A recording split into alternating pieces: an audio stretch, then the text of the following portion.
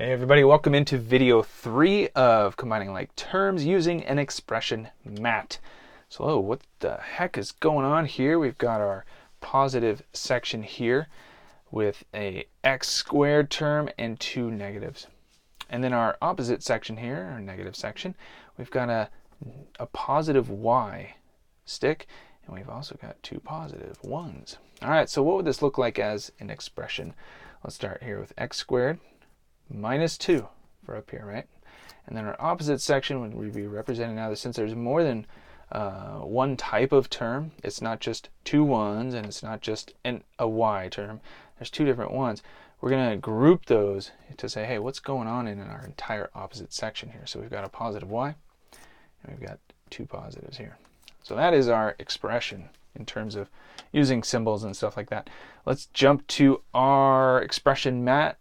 What do we got here? Okay, if you remember from the last video, we first take our opposite section and move those over to our positive section, and by doing that we need the opposite of those. So instead of a positive y, I need a negative y.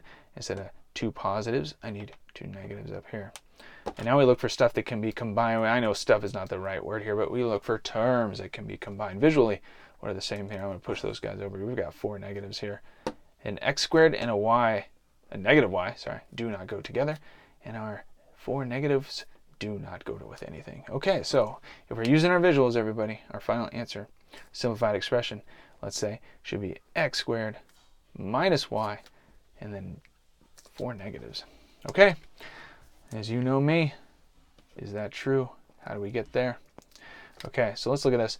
X squared, minus 2. There's nothing before this group of y plus 2 that's similar or different, or I'm sorry, like terms. Okay, so what we really need to focus on is this right here. We need the opposite of y plus 2. So I'm going to rewrite this as x squared minus 2, and the opposite of y and the opposite of 2. So the opposite of y is negative y, and the opposite of 2 is negative 2. Now what I'm going to do is look for like terms. There's no other x squared in this expression. Negative 2 and negative 2. Oh, so I have two negatives and another two negatives. If I combine those, I'll get this. And then I've taken this negative y and put it over there. Why not? Okay, so here we go. Here's our four negatives. So we got x squared minus 4 and negative y. There was no other y to combine it with. Now I know it's not in the same order here, so I hope you forgive me. I can rewrite this as x squared minus y and minus 4. Okay, cool. There's part 3. We've got our final video using the expression mat and algebra tiles and algebraic expressions coming up. I'll see you there.